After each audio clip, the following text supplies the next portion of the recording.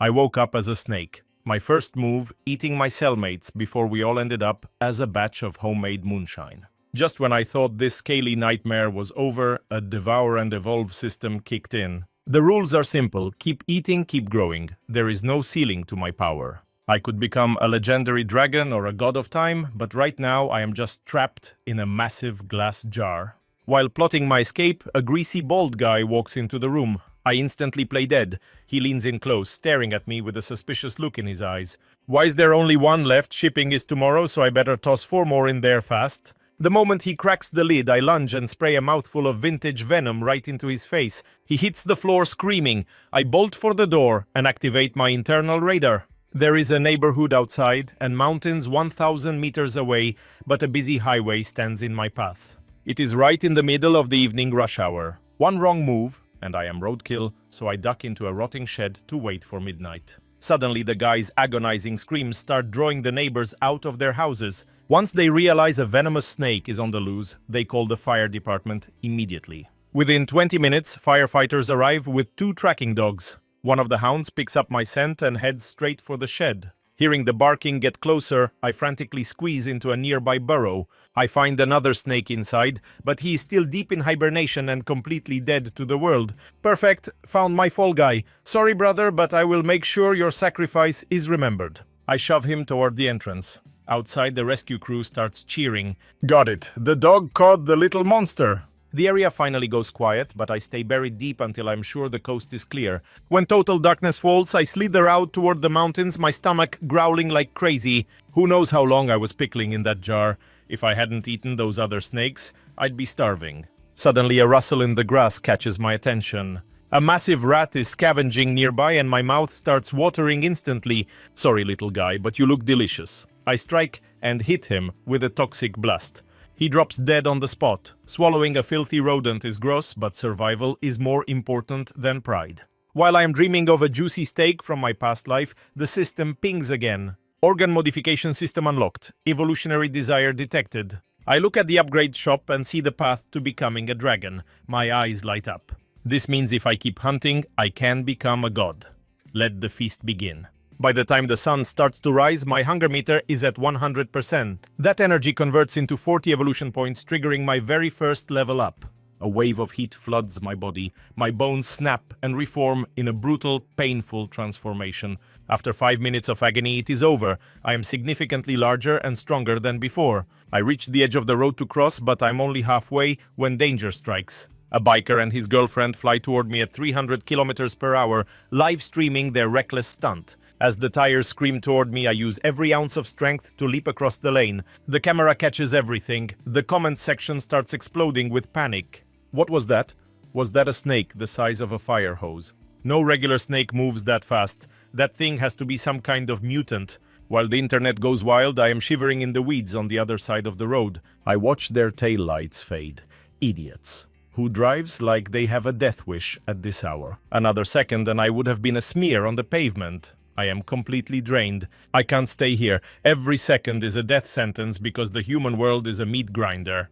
I twist my coils and vanish into the jagged shadows of the mountain. Miles away inside a sterile biotech lab, Professor Wang was grinding through the late shift when his phone shattered the silence. Professor, we have a critical situation. You need to see this immediately. A patient just came in with a bizarre injury. Apparently he was struck by the venom of a snake that had been preserved in rice wine for years. Here is the terrifying part. The toxin profile is something our database has never flagged before.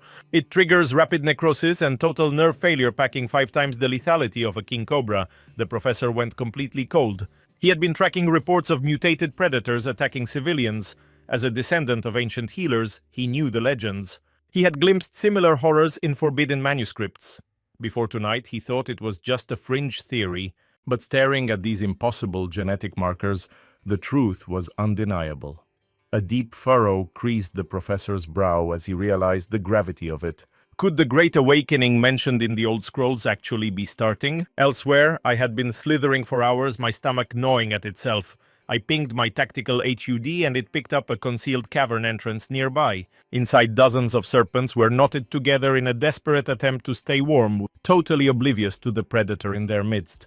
My eyes flared. This wasn't just a sanctuary, it was an all-you-can-eat buffet of hibernating snacks. Perfect. Absolutely perfect. I lunged at the massive python coiled in the corner, sinking my fangs exactly 7 inches below its head, the killing blow. The beast buckled in agony, but never fully woke up. As I unhinged my jaw to swallow it whole, the system's voice chimed in my mind. 1 python consumed. 50 energy points banked. I looked down at my slightly distended gut, then pivoted towards the rest of the nest. I tore through a crate for 10 points, then hammered a pit viper for another 12. By the time I had finished off a few dozen, my satiety meter finally hit 100%. I had banked 90 evolution points, which was more than enough to trigger a double level up. I crawled into a dark crevice to evolve, only to realize my remaining lifespan had dropped to a mere 5 years. I was on a timer. I had to hit the feral tier within 5 years to claw back another decade of life. Just as I was basking on a sun-drenched rock, a piercing screech echoed from the clouds above. An eagle was screaming down, marking me as its next meal. Little did it know I was already 3 steps ahead. I might be grounded, but I had the system's radar. I locked onto the raptor's flight path, calculating its every move. Seeing me play dead, the bird folded its wings and went into a full-speed terminal dive. When it was 5 meters out, I spat a high-pressure glob of 82% pure neurotoxin directly into its eyes. I whipped around and clamped onto its throat before it could even register the ambush. The bird died, wondering how the prey became the hunter. But as I finished the bird and headed for the cave, a cold shiver of primal dread crawled down my spine. I flicked on the radar. Multiple hostile heat signatures were closing in fast on my position. A kilometer away, a group of men led 2 bloodhounds through the brush, eventually stopping at the riverbank. I watched from the tall grass as they approached. 5 professional poachers geared up for a war zone. Listening to their chatter, I realized some lab put a $500,000 bounty on my head. They were hunting specifically for me. With my new upgrades, I wasn't scared of these guys in a fair fight. The only real problems were their high-powered rifles and those 2 barking hellhounds. I had to pick them off one by one. Luckily, I was a snake catcher in my past life. I knew all their dirty tricks. Noticing one guy lagging behind, I surged out of the shadows and buried my fangs in his forearm, dumping a lethal dose of venom. I vanished into the weeds before he could scream. A second later, the others panicked and started spraying lead toward where I had been. Fortunately, their shotguns were useless at range. The pellets hit me, but they just stung. My scales didn't even crack. I was stunned. My natural armor was actually holding up against buckshot. I led the hounds on a chase deep into the thickets. I didn't care how many of them there were. Numbers don't matter when you're already 1 man down. These guys were just walking corpses to me. Seeing the dogs pull away, the leader with the scarred face made a call. He and another guy shouldered their rifles and plunged into the thorns. The rest of the crew followed the sound of the barking. I pushed through the dense undergrowth at a breakneck pace. The hounds were struggling in the thorns, unable to match the fluid speed of my sleek, serpentine body. My vitals peaked at 30. Maintaining this extreme pace for 20 minutes was a breeze. Time to divide and conquer. Those 2 hounds were still hot on my scent, baying like lunatics. I couldn't help but smirk from the shadows. Brainless mutts. If I hadn't just swallowed that hawk, I wouldn't be leading you on this little post-dinner stroll. 1 spray of toxins would send you straight to the Reaper. Instead, I toyed with them, circling through the thicket. I dangled my life in front of them with fake openings, only to vanish, leaving those hounds gnashing their teeth in fury. Old Liu and the rest were spitting curses behind me. "Hey Liu, is there something off about this thing? Look, the damn beast is mocking us!" Old Li leveled his shotgun, but I danced between his shots, proving I was no easy prey. This was bad. The creature wasn't just fast, it possessed a terrifying, near-human intelligence. Both hounds were wheezing, their lungs burning, yet the beast looked like it was just getting started. It didn't seem tired at all. Was it possessed? It's a demon for sure. If I'd known it was this crafty, I'd have walked away. Li's face was a mask of gloom. We took the job. Besides, Old Wang got bit, and we don't know his status. Bag it first, ask questions later. No matter how cursed it is, we aren't letting it win. Money hungry, Chen usually clashed with Wang, but they were brothers at heart. Right now, he wanted my head on a platter. We poked the hive, and now it's a kill or be killed situation. Regret is useless now. Focus on the trap. That's all that matters. Liu gripped his iron spear, creeping forward with predatory caution. Suddenly, a blood-curdling shriek from a hound ripped through the brush. The other dog froze, howling at the air, paralyzed.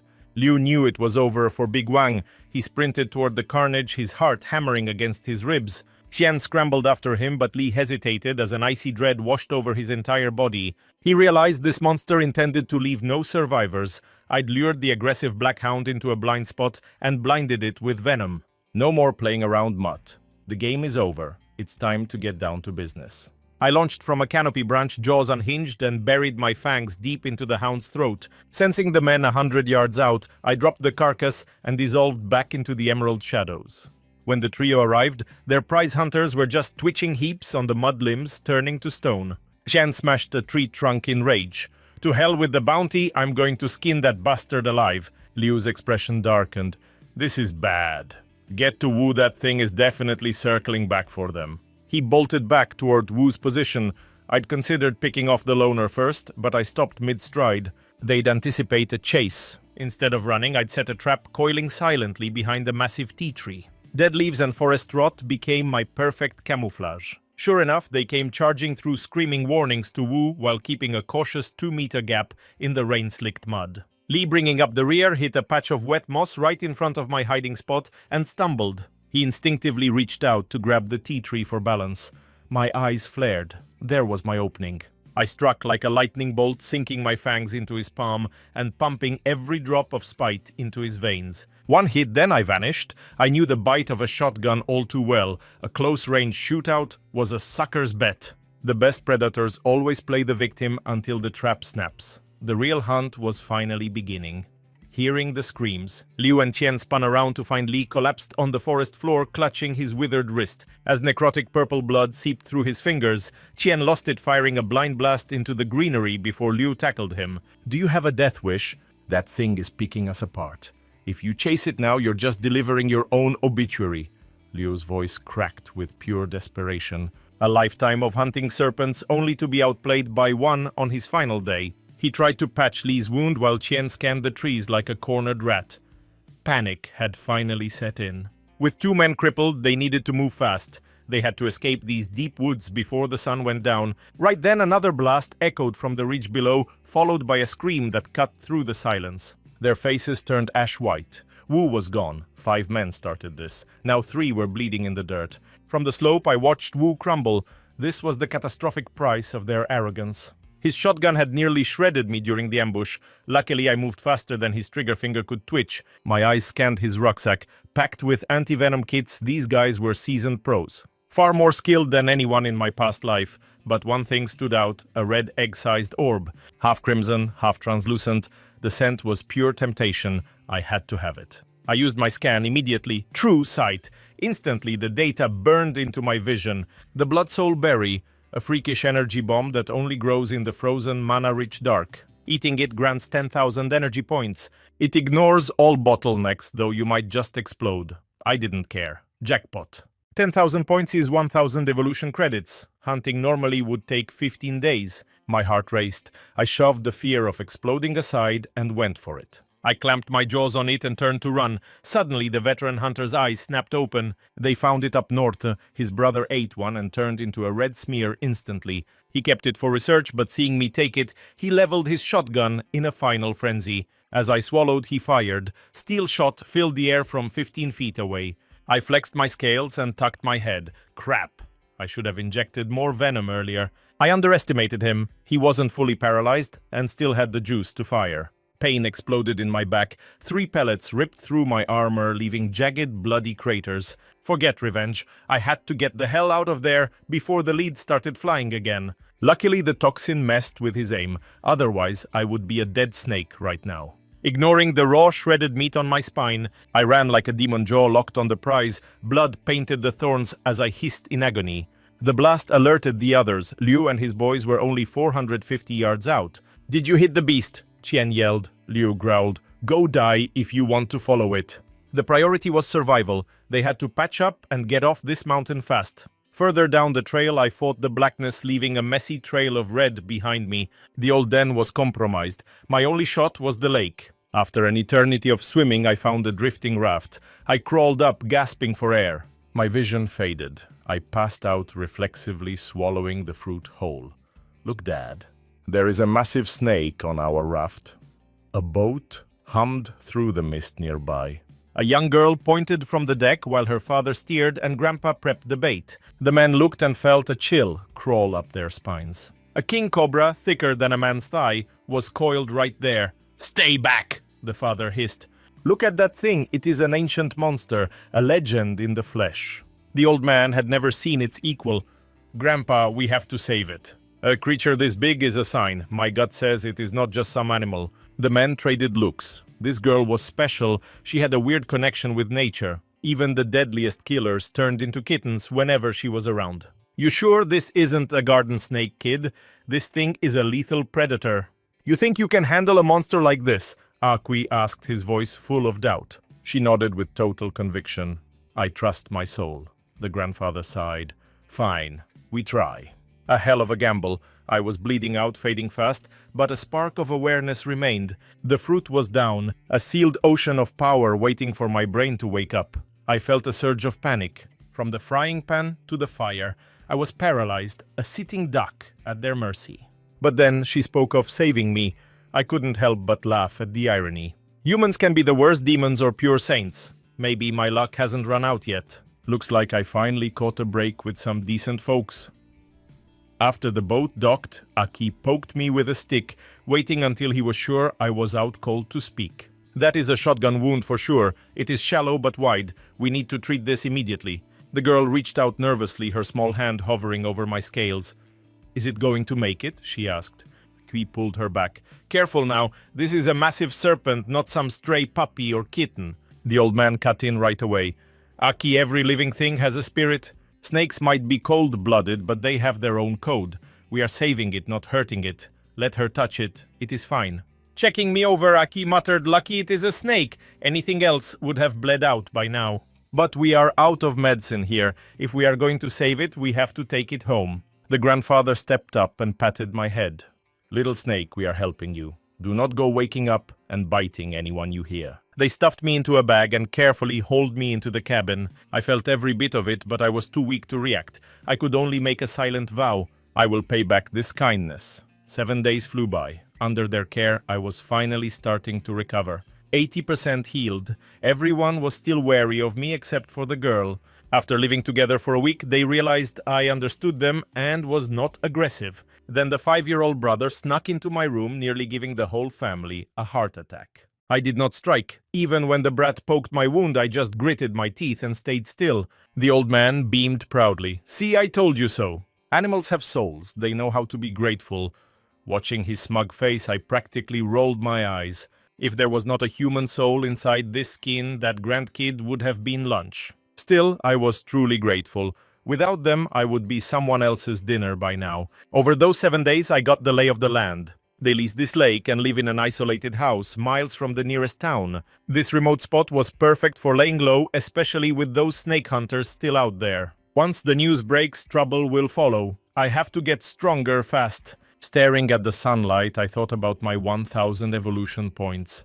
Should I upgrade or evolve? I had held off on using them, not wanting to freak the family out with a sudden mutation. I do not believe in biting the hand that feeds you. Suddenly, the door swung open and the girl walked in with a plucked chicken. "Dinner time, Big Black," she chirped. I just rolled my eyes. Sounds like a dog's name, but hey, food is food. I snapped it up in one bite. This family is doing well. Even my little room was decently set up. She gently touched my scabs.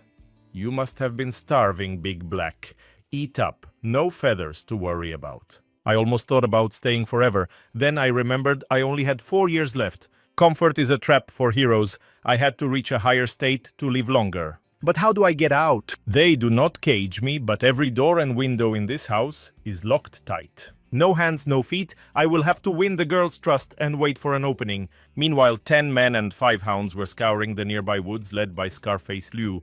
They were all heavily armed. "Is this beast really as dangerous as you say?" Liu Wan asked. Scarface's face twisted with a mix of pure hatred and terror. "Do not believe me, go check the hospital. Wu and the others are barely clinging to life." The guy backed off. "Relax, I'm just curious. Reports of these anomalies are everywhere now.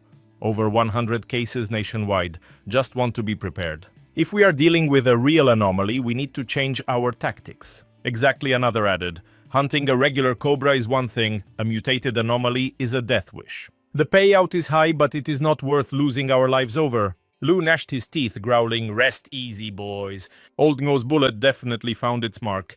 That thing is bleeding out nearby. Alive, it's worth 1 million silver, dead 300,000. I won't take a dime. I just want that monster riddled with lead to settle my score." As they haggled over blood money, I finished the meal Lily provided. I glided toward the door to gauge her, but a voice echoed in my skull. "Midnight, do you want to head out?" I stiffened, searching for the source. Lily giggled. "It's just me, Midnight. Ding system alert, psychic resonance achieved with the child. Attributes updated, psychic energy initialized at 80 points. Skill learned telepathy, 100 points, grants soul suppression and mental dominance. Increased focus yields greater authority and prolonged object manipulation." "What is this madness? Has this girl mutated as well?" Lily beamed. "Finally, a creature that truly understands me." A profound, unexplainable kinship surged through our shared mental frequency. "Have you touched other minds like this before?" I queried. She knelt down, resting her chin on her hands, eyes locked on mine. "Yes, but they were dim-witted compared to you. They only felt vibes. You're the first one I can actually talk to." Her piercing stare was so heavy it actually began sapping my reserves. Activated Insight, Human Juvenile Rank 9 Beast, Tier 99 Psychic Capacity. Damn, her mental capacity is on the verge of a total breakthrough. No mystery why we linked. She even possesses dual innate abilities. Pure heart, only the most virtuous possess that. It must be destiny. This child could be my ultimate liaison to the human world. I remained silent, making her pout. "Hey, why the cold shoulder?" I played it cool, averting my gaze to maintain my dignity. "She'll be a total femme fatale one day. I just need some sun." She struck a pose, acting tough. "Fine, but you better behave. Scare my family and I'll deck you. Relax, they're my saviors." I might be a serpent, but I'm no ungrateful wretch. A mental bond like this means you aren't a monster. She patted my head and skipped away while I slinked outside. I coiled atop the roof, soaking in rays. I'm bound here now. I pulled up my status screen with a single thought. 10,100 points enough to hit rank 10 instantly. I stretched to 9.9 meters, weighing 270 kilograms. Higher tiers require spirit energy. This transformation left me completely drained.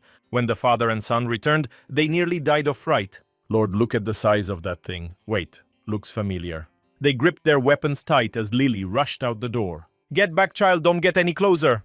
That 10-meter beast is likely here to settle a blood debt." "Midnight, how on earth did you get so huge in 30 minutes? They stood frozen. Was this really the same creature? She gave a quick nod. "I let him out for some sun," she told them, eyes darting to where I lay. Without our psychic bond, she'd never have recognized the monster I'd become.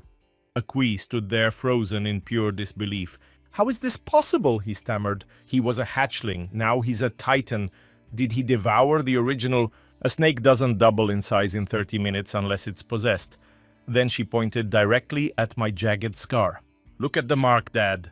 He leaned in his face, turning pale.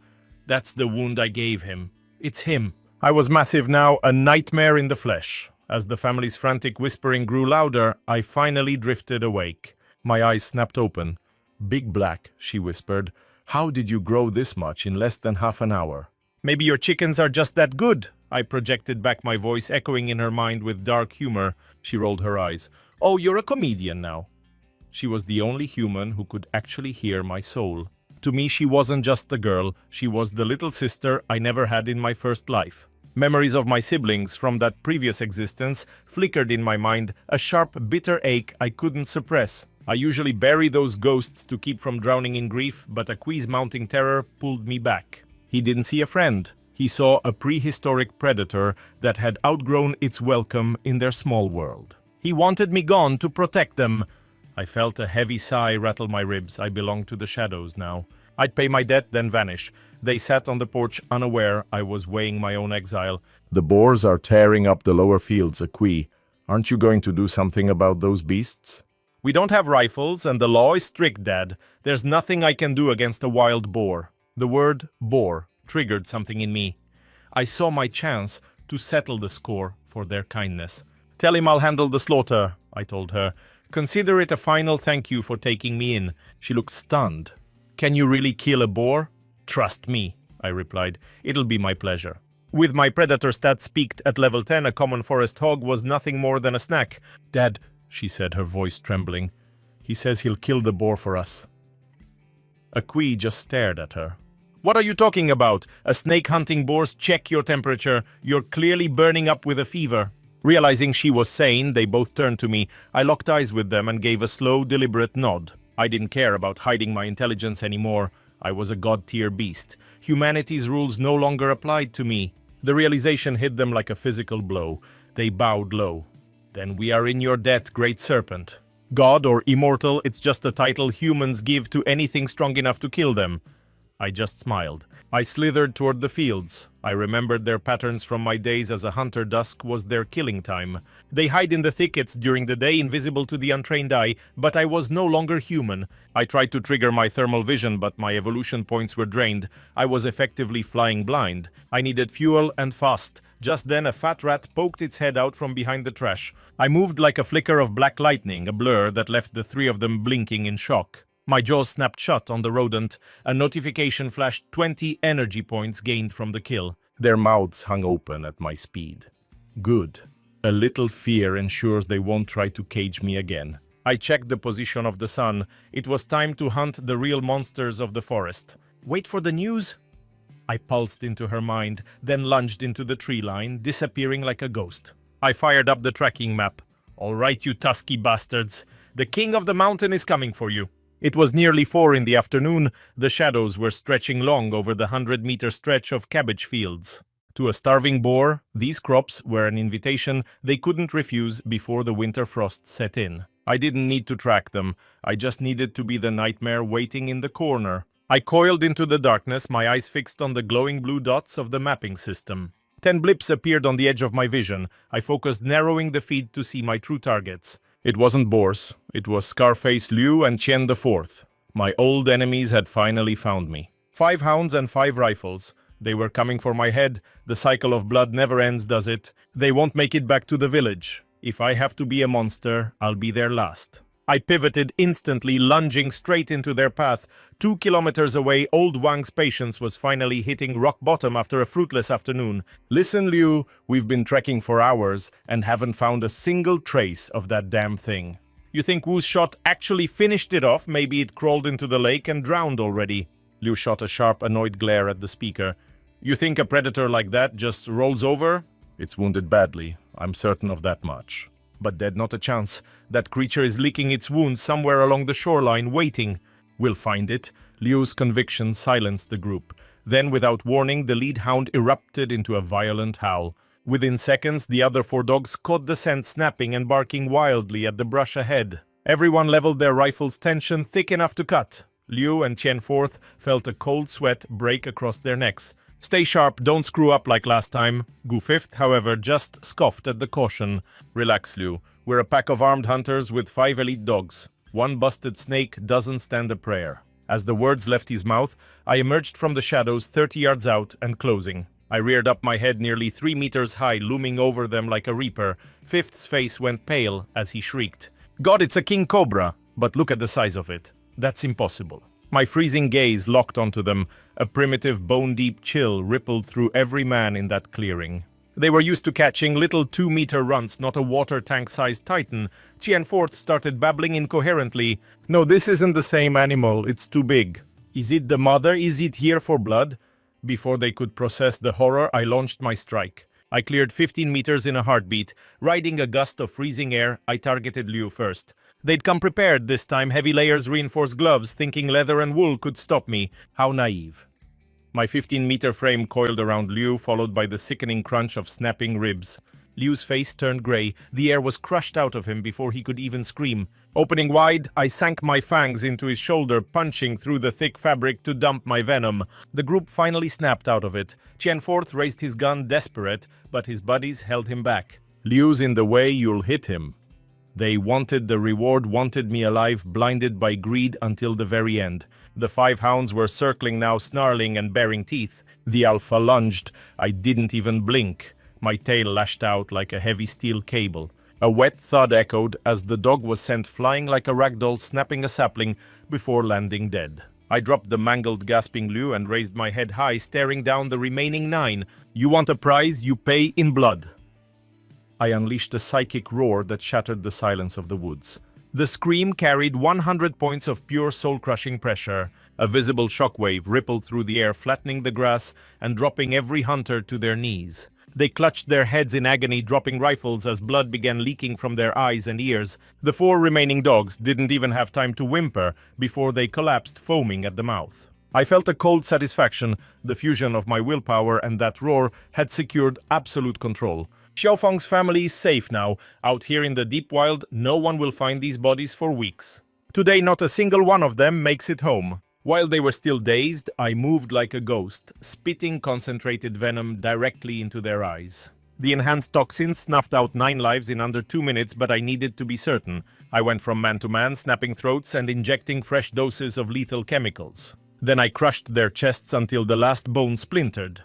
Double insurance is the only way I trust. Leave no roots for the weeds to grow back. I searched their gear for cameras or recorders. Aside from some rations and first aid kits, only 10 rifles lay scattered in the dirt. I looked at the weapons and sighed.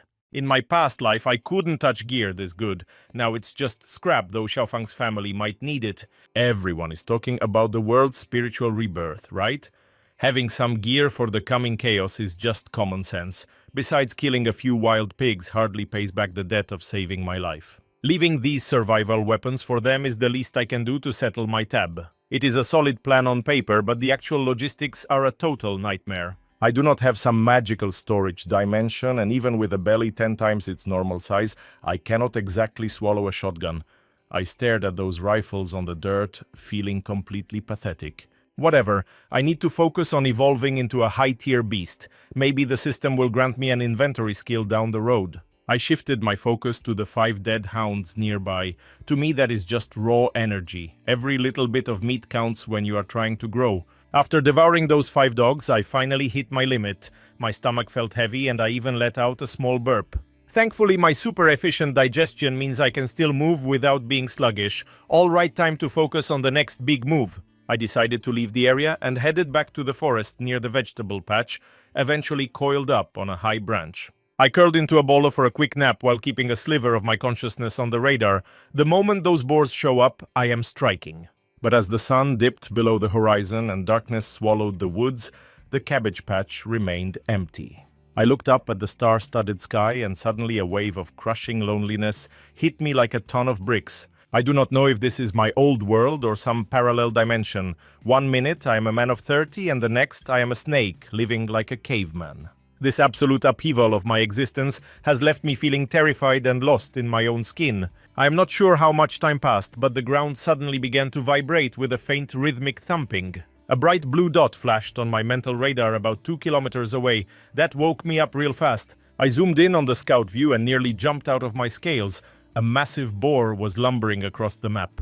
The beast was at least 3 meters long and 4 feet high. It looked like a walking mountain, leaving deep craters with every single step. It tore through the woods, smashing through thickets and saplings like they were toothpicks, heading straight for the garden. I stayed glued to the branch, not daring to move, watching that shadow creep closer. Soon the system data started flooding in. This thing had definitely been eating spirit herbs. Calling him the Boar King would be an understatement. His strength stat was a massive 105, which is 8 points higher than mine. In this world, a small gap like that is the difference between life and death. No wonder the radar was screaming at me with a danger warning. Luckily, while he had the brawn, his other stats were trash compared to mine, especially his speed and mental power. He did not even break 20. Come on, big guy, do not be in such a rush. Enjoy these final moments of your life while you still can. With that, I silently slithered down the tree. His path to the cabbage patch led him right under this spot. My stomach is too full to swallow something that huge, but killing it would give Akui plenty of meat to work with. I could harvest half of the attributes without having to choke down raw flesh. His hide is so thick that venomous fangs might not even penetrate it. My best bet is to use my massive speed advantage to just run him ragged and drain his stamina. Once a boar goes into a blind rage, they lose any shred of logic they had left.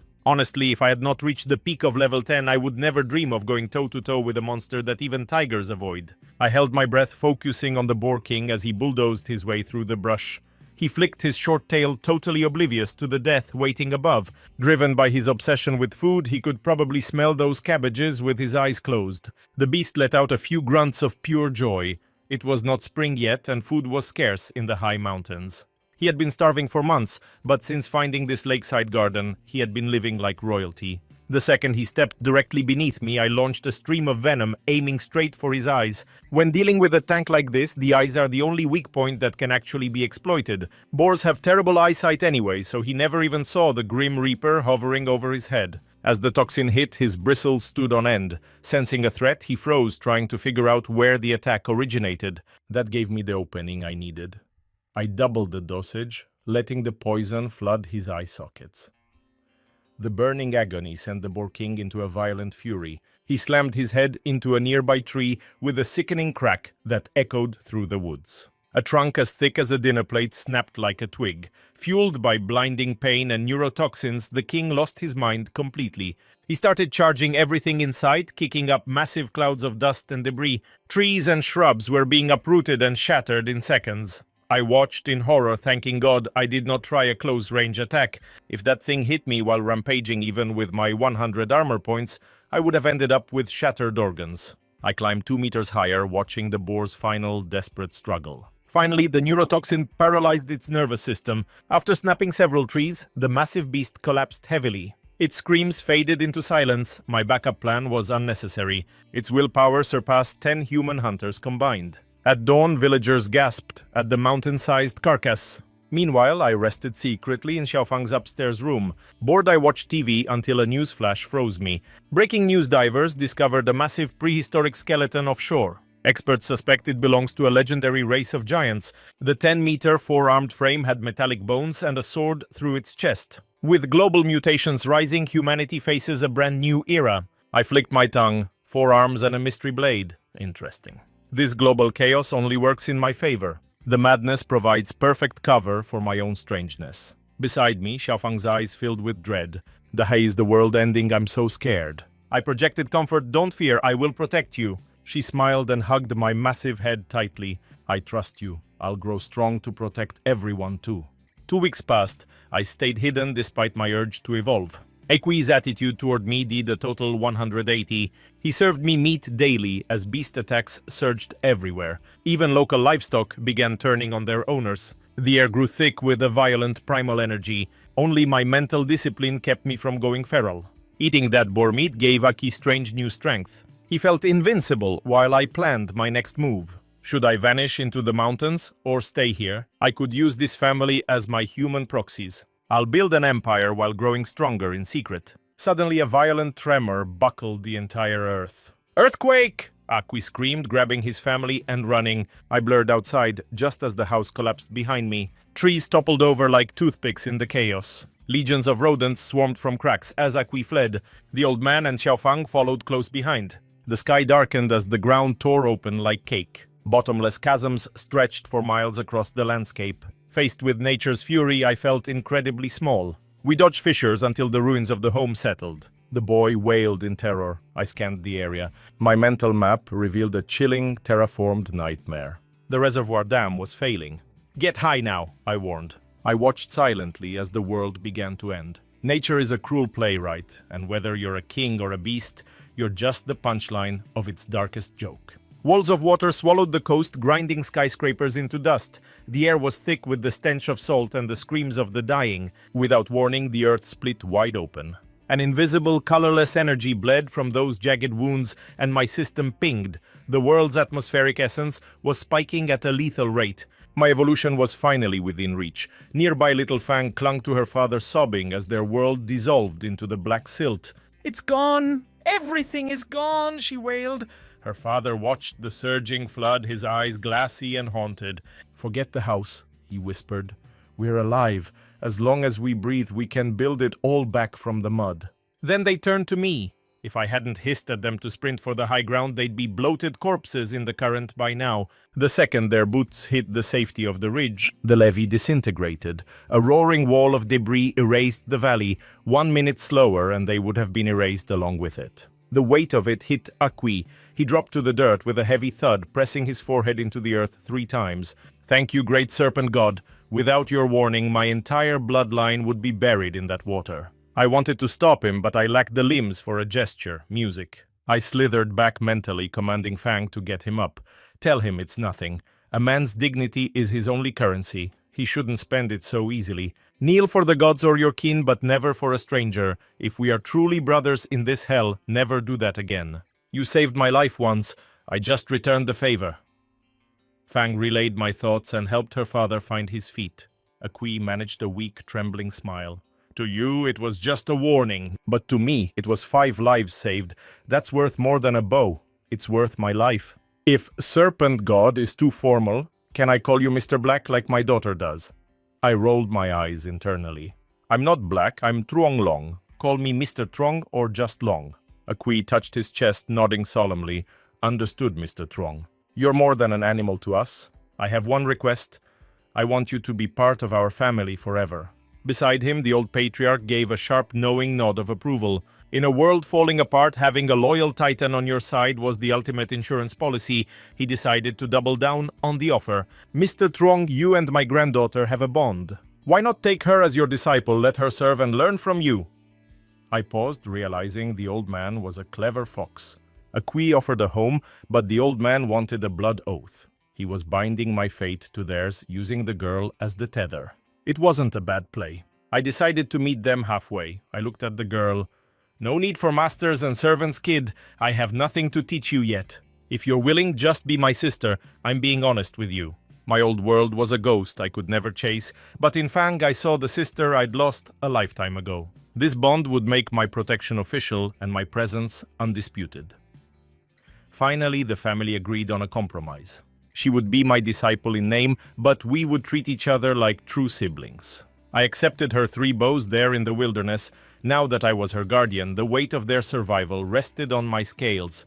The flood had stripped them of everything. I needed to hunt. I needed to bring back meat to keep their strength up. The air turned bitter as the aftershocks faded. The energy leaking from the ground was becoming a thick, suffocating fog. Most creatures weren't built for this sudden atmospheric shift. People began to gasp, their lungs burning, as the world changed around them.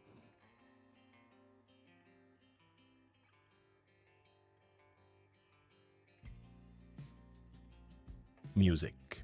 After an hour of recovery, the family began picking through the wreckage for scraps while I prepared to vanish into the woods. I activated my divine map, watching the forest transform into a labyrinth of mutated shadows. I hadn't been idle these past 2 weeks. I knew exactly where I was. This was a parallel reality, a mirror of Earth. This great Sia nation spanned over 30 million square kilometers. I was stuck here, but I wasn't going to be just another snake. I was going to be a legend. As I glided through the undergrowth, a scent hit me, intoxicating and sweet like a drug. It was a celestial fragrance that made my blood boil and my hunger reach a fever pitch. My divine map showed nothing nearby. That meant the source was at least 2 kilometers away, buried deep in the heart of the woods. I flicked my tongue, eyes burning with a sharp curiosity. What the hell was that intoxicating scent? Not even the 10,000-point blood reishi I found before had an aroma this hauntingly beautiful. I slithered toward that hypnotic pool, but quickly realized I wasn't the only predator on the hunt. Earthquake survivors from various beast herds were scrambling, driven by some invisible primal summons toward the same spot. Even weirder, these sworn enemies weren't fighting. They just marched side by side with hollow, brain-dead stares.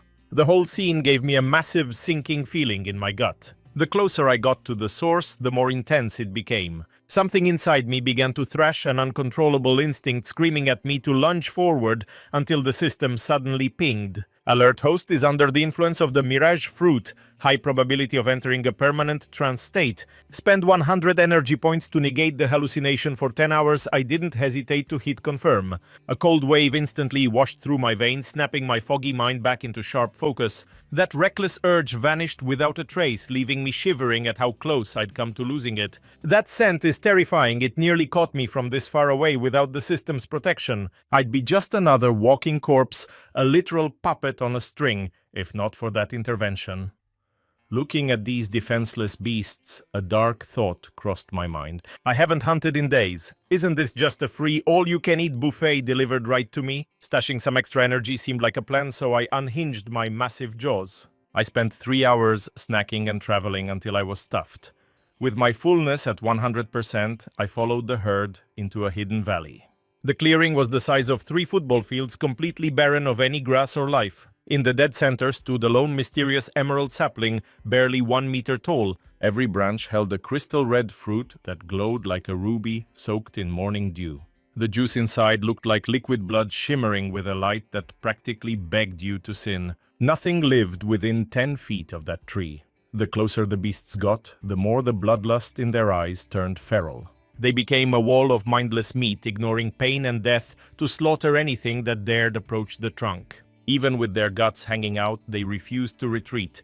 On the ground, ominous music, the carnage was absolute. Piles of carcasses littered the front, yet more poisoned predators kept arriving to join the mindless bloodbath. It hit me then, this tree was a sentient predatory nightmare. This thing used its scent to trigger a massacre, turning the fallen into fertilizer for its own growth. It's basically a giant supernatural Venus flytrap, weaving a beautiful lie to lure victims to their deaths. But those fruits are the real deal, and I have to have them. From several hundred yards back, I used appraisal. A mirage tree, it grows 1 inch every 100 years in high energy zones. It uses its scent to force a ripening process fueled by the blood of hallucinating prey. Once ripe, the scent fades. If not picked within 3 days, the fruit shrivels and feeds the mother tree. Ripe mirage fruits are blood red and skyrocket mental strength, allowing one to crush the will of weaker beings. Maximum dosage is 3 fruits. This is a gold mine. Aside from its mental trap, the tree has 0 actual defenses.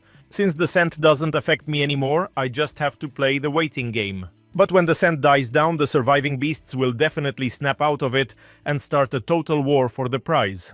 Even as a level 10 beast, getting swarmed by a desperate mob could end very badly for me. Then a specific line in the system description caught my eye: grows in high energy zones. The energy here isn't just present, it's thick as soup, nothing like the thin air outside this valley. Did today's earthquake just rip this place open and bring it to the surface? Suddenly the system flared to life.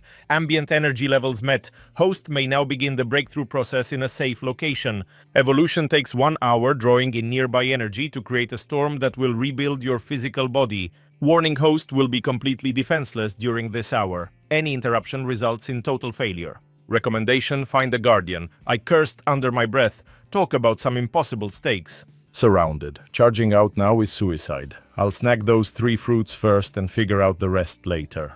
Growth can wait, but I won't let this prize slip away. I'll just hang back and watch the carnage unfold. However, just as the fruit hit peak ripeness, a mile or 2 back, a massive man hacked through the brush, trekking toward the valley. Despite the freezing winter, he wore only a short-sleeved tee with a long blade strapped to his back. Master's full of it. No treasure here, just 3 days of dirt and nearly getting buried alive by that quake.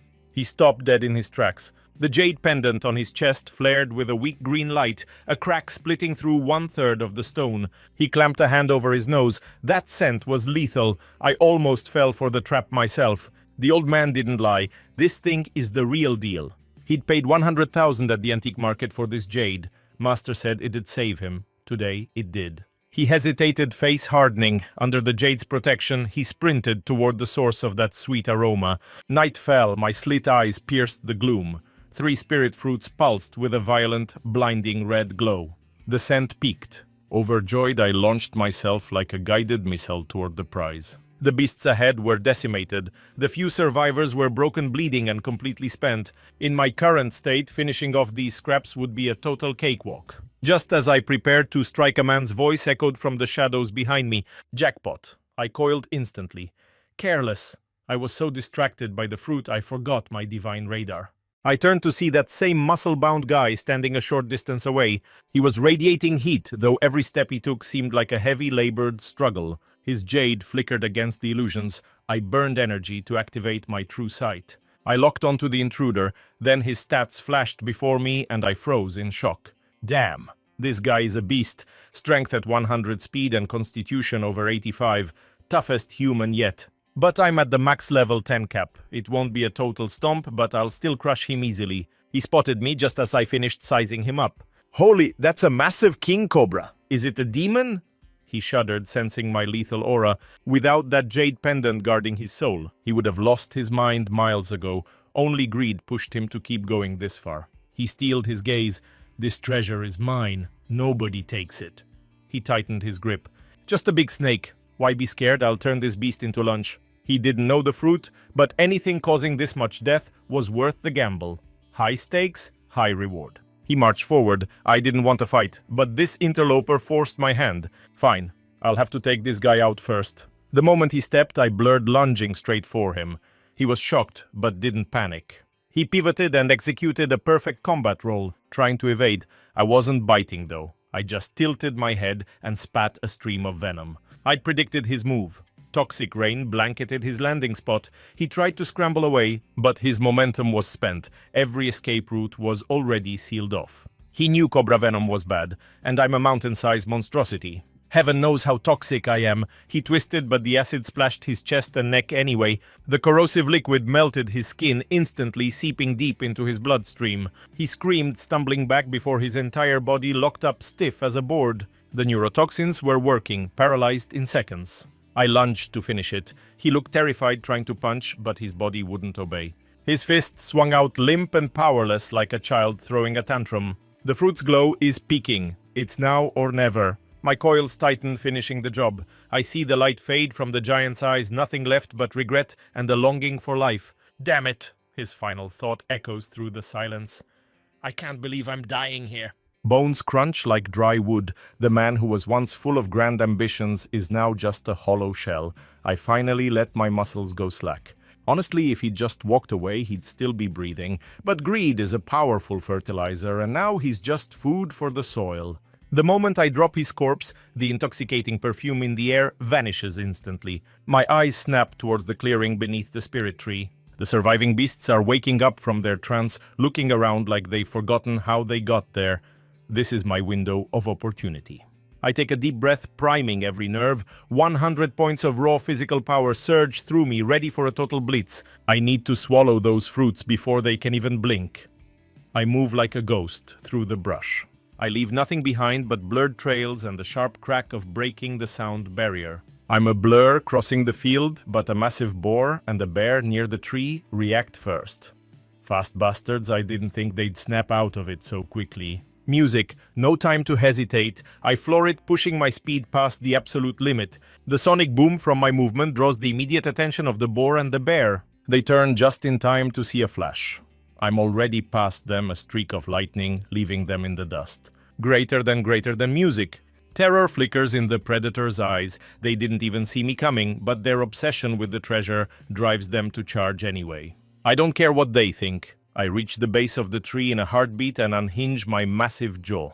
3 blood-red spirit fruits slide down my throat without hesitation. Suddenly, the system interface blinks to life. Spirit fruit consumed. New skill unlocked, mental mirage. Any target with lower spirit power that meets my gaze has a 10% chance of falling into an illusion. I can lead them into a beautiful dream or a living nightmare. I can control their every action, but I'm vulnerable while casting. It burns 10 spirit points per minute to maintain. The higher my spirit power, the lower the cost.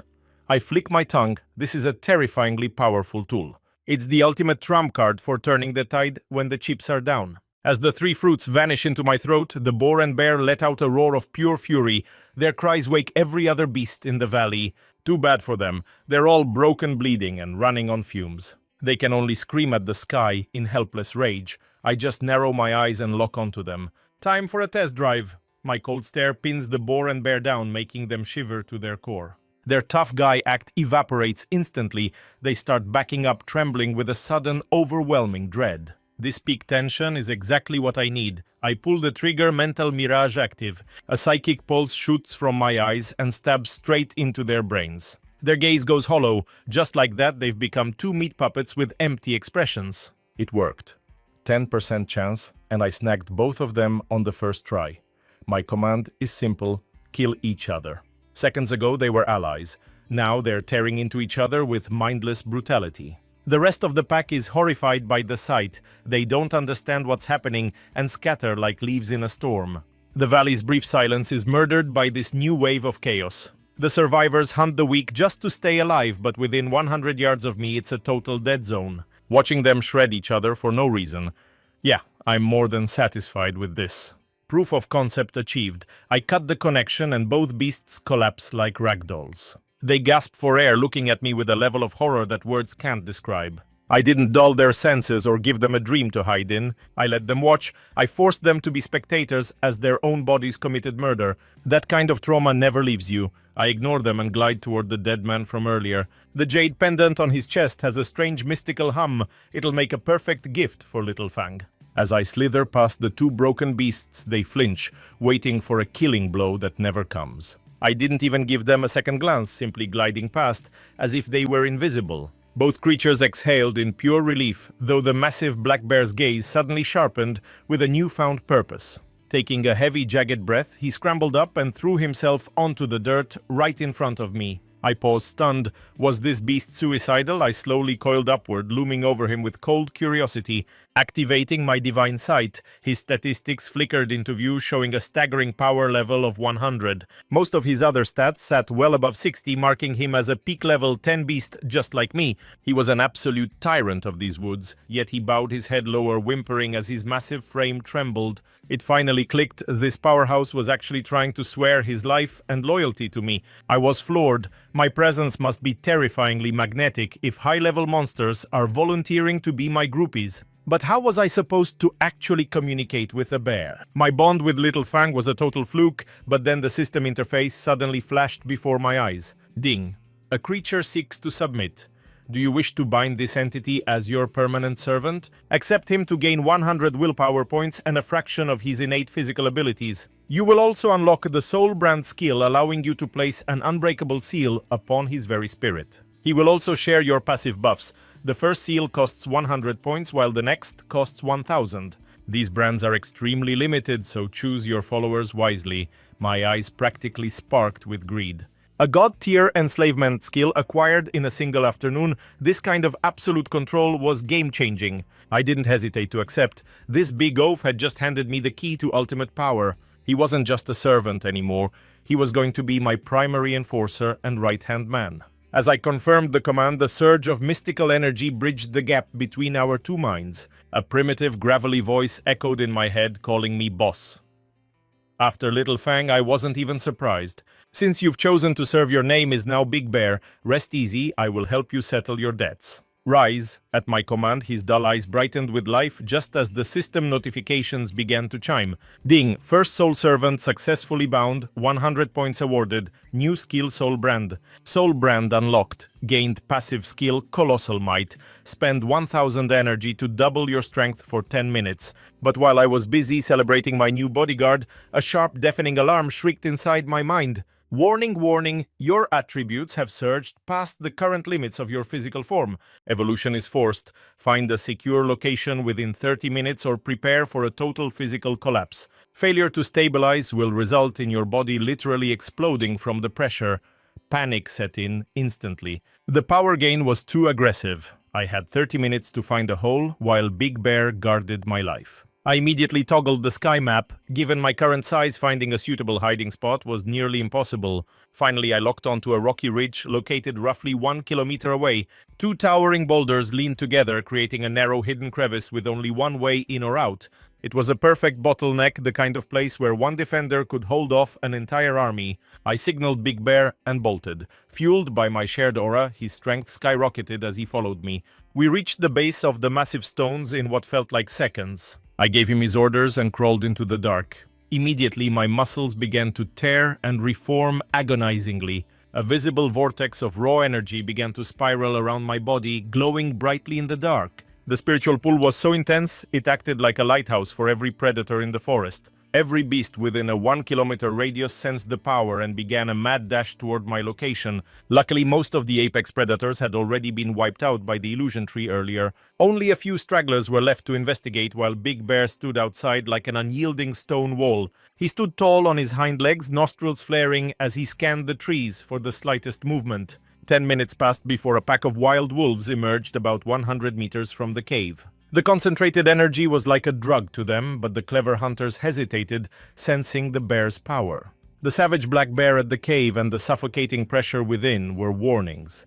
A supreme beast was currently undergoing a primal transformation. Success brings a new king. Failure turns this terrifying entity into a feast for the evolution of the surrounding scavengers. Hidden in the darkness, the wolf pack waited with predatory patience for the final outcome. They weren't alone. Minks and giant serpents appeared along the ridges, all drawn by the scent of power. Two-tailed foxes and other mutants circled, paralyzed by fear, yet refusing to abandon the potential prize. My guardian sensed these vultures instantly. Their ill intent was impossible to hide from his sharpened instincts. Bound by my absolute command, he suppressed his rage, guarding the entrance with eyes burning with savage promise. He waited for my emergence to slaughter them all as the external flow of spiritual energy suddenly vanished. The agony stopped, replaced by a hollow exhaustion. Then everything shifted as the music swelled with tension. My steel scales flared open aggressively, drinking the final drops of pure spiritual essence left in the cavern. A frigid wave instantly cleared my fatigue, leaving me feeling weightless as if floating among the clouds. System alert level up, successful. Your biological existence has achieved a massive evolutionary leap forward. Perfect breakthrough achieved. Stats maximized. SSS, rank bloodline unlocked with 512 times potential boosting absorption efficiency. New ability acquired.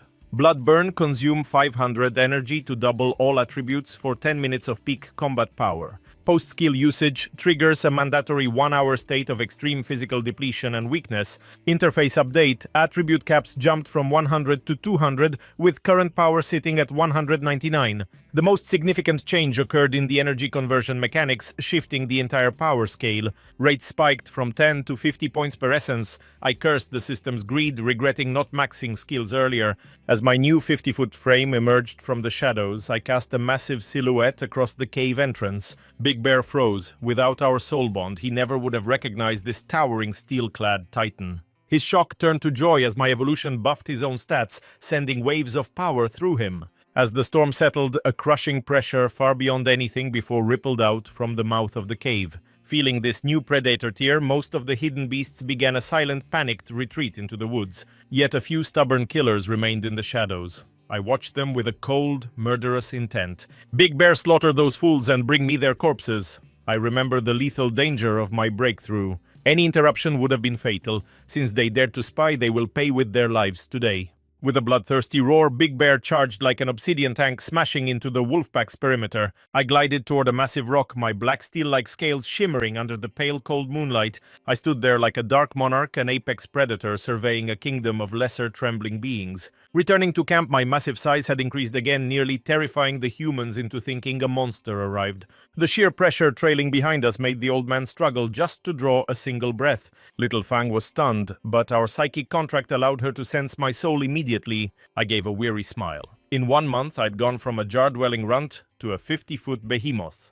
Who wouldn't be terrified of such a change? After calming them, they shared the horror that unfolded while I was away in the mountains. Shortly after I left, a horde of crazed dogs and cats swarmed the village in a frenzy. Little Fang and her mother hid while the men fought a desperate, bloody defense against the swarm. Only after Akui split the lead hound's skull did the pack retreat. The old man was badly scratched. The Great Awakening was here. Every living thing was now mutating on a massive global scale. Then Little Fang whispered, "Master, I think I can move things with my mind now." Seeing the fight outside, her panic had triggered something primal. Small stones and branches began to hover. They obeyed her thoughts, lashing out at the beasts and creating an opening for her father's axe. I was stunned. She had achieved a natural psychic awakening without any guidance or external catalysts. This world was changing faster than I imagined, and my student was evolving right alongside me. Taking this girl under my wing was a brilliant move. She's a total diamond in the rough and will soon become my most lethal asset. I spat a shimmering jade amulet onto the ground before her, and the palm-sized stone immediately locked her gaze with its hypnotic emerald glow. "What is this, master? It is beautiful," she whispered. I used my tail to give her head a gentle nudge, telling her it was for protection.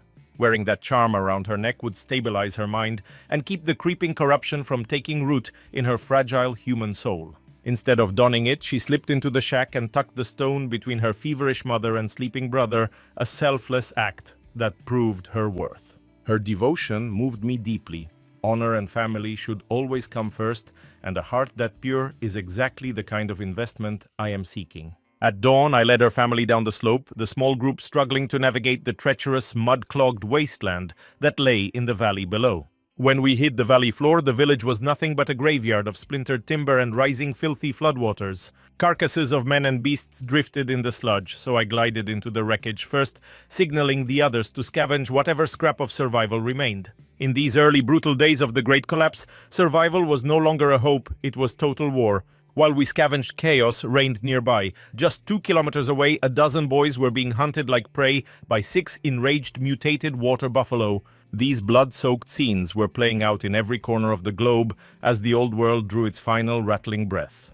2 weeks later, I had surged to over 20 meters in length, my hide now shimmering like polished black diamonds under the harsh post-apocalyptic sun. I finally ascended to the next evolutionary tier last night, while my companion, the massive bear, now stood tall like a towering shadow of iron. Thanks to a steady diet of high-energy kills, the beast had successfully evolved into a formidable, low-level warrior of the wild. Right now, the bear and I are trailing a desperate line of roughly 200 refugees, our massive presence guarding their slow crawl toward safety. These were the broken remnants of the girl's hometown, and the neighboring hamlets all clinging to their miserable lives by a single thread. The catastrophe didn't just twist animals. A few rare humans had awakened, learning to harness the raw energy of the world to forge themselves into weapons. Our group only had about 30 of these gifted souls, and most were just green teenagers with more power than common sense. They had the power but zero instinct, and ravenous red-eyed beasts trailed us like ghosts, waiting for the smallest lapse in their concentration. If it weren't for the bear and I acting as the ultimate deterrent alongside the girl's small unit, this entire column would have been slaughtered. The girl's family had transitioned from being helpless victims to the very backbone and spiritual core of this ragged traveling army. People were terrified of a giant serpent and a monstrous bear at first, but 10 days on the road changes your perspective on what truly matters. They eventually realized that as long as they didn't poke the monsters, those very monsters were the only thing standing between them and a gruesome death. The girl was eventually voted into leadership, though the role came with its fair share of petty backstabbing political games among the desperate survivors. I chose to stay in the shadows and let her handle the internal strife she needed to sharpen her own teeth to survive. She did not let me down, becoming more calculating by the day, even as I made sure my own comforts were well tended to in the chaos. There were always a few brave souls willing to risk it all under her command, assisting me with the more delicate survival tasks. Under her direction, they would skin and butcher the mutated monsters that were foolish enough to cross my path during our trek. They even prepared massive charcoal-fired banquets for me, making this miserable apocalypse feel almost like a luxury vacation for a predator. That idiot bear even befriended an awakened survivor who sells honey, and now he spends his days following the guy around like a greedy shadow. We were passing through a hollowed-out ghost town when a blood-curdling shriek shattered the silence, echoing against the crumbling grey walls. From the back, I opened my celestial eye to scan the village, spotting a massive 10-foot-tall black bull leading a dozen of its kin against us. A poor bastard was already skewered through the chest, his limp body dangling like a trophy from the lead bull's jagged left horn. I narrowed my eyes at the gruesome sight. These amateur fighters with their kitchen knives were outmatched, so I threw my massive weight forward, becoming a blur of black scales as I charged in. The young awakened warriors were paralyzed with fear, locked in a deadly silent standoff with the hulking mutated beast standing before them. Despite clutching meat cleavers and rusty pitchforks, not a single one of them had the guts to make the first move against such a nightmare. Their heavy hitter, a kid named Ngo Fong, was arguably the most powerful among them, but he was currently drowning in the pressure. He was willing to die, but lacked instinct, and with thousands of lives on the line, he froze while the bull sized up these new threats. The creature could sense these kids were different from the frail elderly lagging behind. They were dangerous even if they did not know it yet. It decided to play it safe, pacing back and forth in a tense, silent game of chicken that stretched their nerves. The stalemate broke in 3 seconds when a smaller yellow bull lost its mind and charged, forcing the panicked crowd to scramble in every direction. A quick-thinking teenager with blonde hair tucked and rolled through the dirt, swinging his axe into the beast's soft underbelly with everything he had. That single strike set the whole herd off. 8 massive beasts lowered their razor-sharp horns and thundered forward in a coordinated murderous stampede. The massive alpha bull stood frozen, its primal instinct screaming that a true apex predator was watching from the shadows. It ignored the rookies, its gaze fixed on the darkness behind them where the real nightmare waited. Total chaos erupted as the survivors clashed with the herd, the air thick with dust and desperation. Big Bear and I stepped into the light, flanked by a girl controlling 20 floating blades that hummed with lethal intent. Under my direction, she had scavenged the supermarket's cutlery section, turning simple kitchen tools into a telekinetic arsenal. Then everything shifted. I activated my enhanced vision to scan the beast, finally relaxing when its stats proved it wasn't a threat. I turned to the girl and whispered, "Take them out, kid. Whether we eat steak tonight or starve depends entirely on how well you handle those knives." She took one step forward and 20 silver streaks blurred through the air like guided missiles toward the bull. Before the lead beast could charge, the blades danced around its throat in a silent silver blur. A boy about to be gored suddenly felt the pressure vanish as a massive head rolled across the grass. It was a cold, efficient display. Seeing its pack slaughtered the alpha's eyes, filled with sudden, overwhelming fear. It retreated instinctively, knowing it could win a fair fight, but stood no chance against this magical execution. Not when its kin were being erased in the blink of an eye. The beast realized the girl wasn't the danger. I was the one it truly needed to fear. To that creature, I was an unbreakable wall, and the giant bear beside me seemed just as lethal. As it tried to flee, I lunged like a shadow while Big Bear roared and tore into the remaining herd. The struggle ended instantly, turning into a systematic and brutal one-sided massacre. The mid-tier monster didn't even get to turn around before I crushed its skeleton into powder within minutes. From the ranks of the saved, someone finally found their voice and screamed, "All hail the Serpent King!" The crowd erupted in cheers of relief, though I remained a silent phantom, refusing to play the hero. The Wang family didn't waste time, immediately signaling the others to start butchering the fallen mutated beasts. With over 10 bulls down, I took the alpha for myself and let the thousands of survivors share the rest. Everyone got their fill, enjoying the luxury of cooked meat instead of the raw scraps they had survived on. Big Bear lived like a king, now groomed and fed every day without a single worry in his head. Seeing him so shamelessly relaxed made me roll my eyes at his newfound sense of entitlement. Yet his stats were undeniable, a double S-rank bloodline that nearly rivaled my own supernatural power. Out of the 26 who had awakened their powers, only 3 possessed a true high-tier bloodline. Between C ranks and D ranks, the girl's double S-rank was a miracle, proving how rare true potential really was. Ordinary survivors simply could not keep pace with the exponential growth of cheaters like us who held these bloodlines. Our strength increased hundreds of times faster than anything a normal human could ever hope to reach. While we feasted, a heavily armed tactical squad was already moving toward our position from a few miles away. 2 weeks into the apocalypse, governments were finally regrouping to reclaim the shattered remains of the world. The catastrophe was universal, leaving no corner of the map untouched by the sudden upheaval. While quakes broke the land, the mana surge turned common animals into killers that gave survivors no room to breathe. The military and police had merged into a unified front to manage the chaos. This Southern Vanguard unit was the tip of the spear, searching the ruins for any signs of human life. Suddenly, the lead scout signaled for a halt, his face turning pale as he checked his monitors. A mile ahead, nearly 30 mutated beasts were blocking the pass, looking like massive tusked nightmares. Captain Xiaofeng's face hardened. The government's early research had already flagged these beasts as nearly unstoppable. They were the mutated descendants of domestic pigs and wild boars born for pure destruction. With armored hides and immense power, they were the heavy tanks of the New World, impervious to standard gunfire. After a tense moment, Xiaofeng gave the order to prepare for a life-or-death engagement. They had to clear the path for the survivors, completely unaware of the monstrous power waiting just ahead. Silence fell over the camp as the weary survivors drifted into a heavy sleep. Meanwhile, I signaled Fang and the bear to head out for a midnight scout. That black bull was just an appetizer for my massive frame. I needed a real meal to settle my growing hunger. We hadn't wandered far before a thunderous explosion shattered the quiet night air. We bolted toward the blast. Across the clearing, a terrified soldier watched a swarm of suicidal mutant swine charging his position. "Captain, there are too many. We are burning through ammo way too fast." This rescue unit was traveling light, lacking the heavy hardware needed for this nightmare.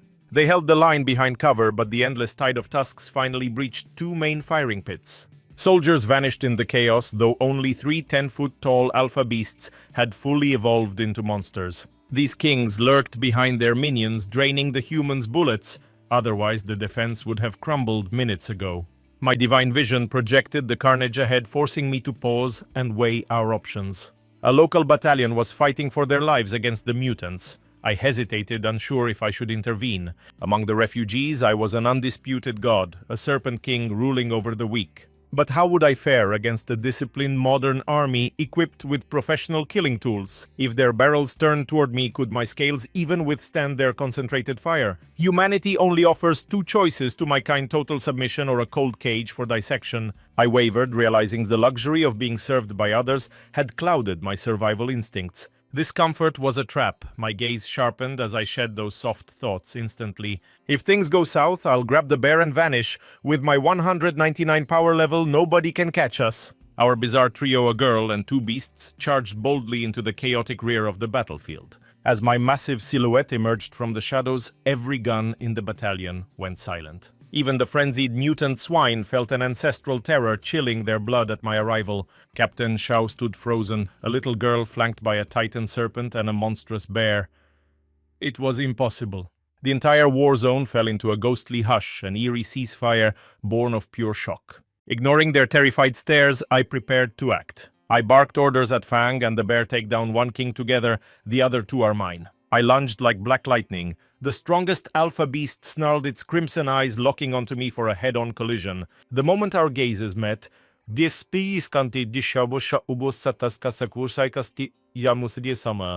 fired a mental spike through its glowing eyes, piercing deep into its primitive brain. The beast spasmed before violently turning its rage against its own comrade, standing nearby. The bear sprinted 100 meters, dropping Fang off to fight. He shivered, witnessing my mental assault. Boss is using that creepy mind trick again. That pig is toast. The bear roared, pouncing on the third stunned king. Exploiting the confusion, he tore into the bewildered monster. The second king couldn't grasp why its leader was goring its ribs instead of attacking the bear. Its massive bulk tumbled backward, crushing dozens of smaller minions beneath its weight instantly. Screams of agony filled the air. A soldier froze, his jaw dropping. Captain, has that beast lost its mind? Why are they killing each other? Why ignore the snake and start a civil war? Shao Tu was speechless at the insanity unfolding. Watching me shred the alphas, he realized this bizarre freak show was actually on their side. The surreal shift in the tide of battle left the riflemen stunned, unable to pull their triggers. Their white-knuckled grips finally relaxed. Fang dismounted, her telekinetic power swirling as 20 gleaming knives rose into the air around her. While we pinned the alphas, Fang spotted several scouts trying to flank us from the tall grass. With a thought, her blades transformed into silver phantoms, dancing across the dark battlefield with lethal intent. One blade slit a throat, the other buried itself deep in a fat sow's eye socket. The soldiers stood paralyzed. They'd never seen anyone dance blades through the air like a mythic deity, delivering surgical lethal strikes to every target. This was beyond marksmanship. It was impossible supernatural precision. Controlling 20 blades at once was unheard of. Shao Fong, a veteran who knew a tactical opening when he saw one, immediately ordered his men to engage. Open fire watched the girl. With their alpha leaders gone, the pack's hierarchy collapsed into chaos. Caught between my overwhelming presence, the bear's primal aura, and the battalion's relentless crossfire, the monsters stood no chance. The remaining 400 beasts shattered. Some charged blindly into the lead, others tried to save their fallen kings, while the rest simply fled in terror. What was once a desperate struggle instantly transformed into a one-sided execution. Under my mental grip, the eldest brother lost his mind and began savagely tearing into his own kin. It was a gruesome fratricide. The second brother, already mangled and broken, barely gasped for air before the internal slaughter ended his life. The brawl between Big Bear and the third brother was just as one-sided and brutal. Physically, they were matched, but the beast was terrified by the nightmare unfolding on the battlefield. Even without the betrayal, those three brothers were never going to survive a confrontation with me and the bear. With the spectral reaper harvesting souls right behind them, the third brother's will to fight finally snapped. To buy a few more seconds of life, he sacrificed a leg to the bear's crushing jaws. He clawed his way toward the mountains, ending the battle as his pack vanished into the deep woods. Big Bear lumbered back to my side, head low, like a child who knew he'd messed up. "Sorry, boss. He got away." I didn't hold it against him. A desperate animal is the hardest thing to kill. When a beast chooses survival over everything else, even a titan knows to let it pass. We retreated 300 yards, letting the girl Little Fuang go forward to handle the introductions. When she finished explaining who I was, every jaw in that unit hit the dirt. "That thing is your mentor. they stammered, though reality in this new world has a way of forcing quick acceptance. In this era of mutation, the old world's logic is a luxury no one can afford anymore. A gifted girl apprenticed to a giant sentient serpent, in this hellscape, it almost made perfect sense. The captain looked at the innocent girl, then at the two monsters watching patiently from the shadows. Xiaofeng swallowed his disbelief and finally accepted the impossible hand he'd been dealt. He was a soldier first. Unity was the only path to surviving the coming storm. If a monster stands with humanity, it isn't a monster. He took a deep breath and stepped toward me. "I'm Captain Xiaofeng. We owe you our lives." I gave him a slow, heavy nod of acknowledgement. We formed a grim procession toward the sanctuary. I hauled the alpha's carcass while the bear carried the second. The soldiers followed, lugging enough meat to feed their hungry people for days. 3,000 refugees saw the uniforms and wept, realizing their country hadn't abandoned them to the dark. Every ounce of fear and grief they had carried finally broke under the weight of sheer relief. Those mutant carcasses became a feast that would sustain the entire camp for a full week. With the military guarding the caravan, our pace doubled as they handled the gates and we handled the shadows. The bear, the girl, and I patrolled the perimeter, erasing anything foolish enough to twitch in the darkness. After a few days, the captain finally understood the soul behind my scales. I was a protector, not a predator. I even let the camp children touch my hide without baring a single fang. I swallowed the last of the roasted game and let out a heavy, satisfied breath. The fire died down. My gaze hardened. The road ahead was long, and the true test of survival had only just begun.